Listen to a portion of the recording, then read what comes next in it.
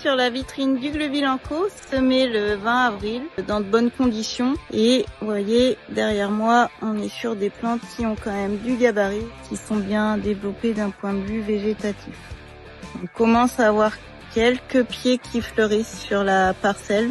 Là, vous voyez, on voit bien la panicule mâle qui est sortie et du coup la fleur femelle avec les soies qui sont sorties. Ça fleurit dans des conditions qui sont pas les plus idéales, mais pour le moment, si on n'a pas des températures au-dessus de 35 degrés, ça devrait pas trop impacter la fécondation. On espère qu'on aura malgré tout un bon remplissage. On a pris un petit peu de hauteur. Voici la vitrine vue d'en haut. Donc elle démarre contre la route avec des variétés très précoces. Donc on voit qu'il y a différents ports de feuilles, différentes aussi hauteurs de plantes, mais ce sera des vitrines qu'on fera visiter si le temps se maintient ainsi plutôt à partir du 15-20 août, je pense, puisqu'on dit que quand la parcelle est fleurie, donc c'est-à-dire quand 50% des soies femelles sont sorties, on estime que la parcelle est fleurie. On peut, fonction de la climato, compter entre 45 à 60 jours pour être aux 32% de matière sèche. Sachant que cette année, si ça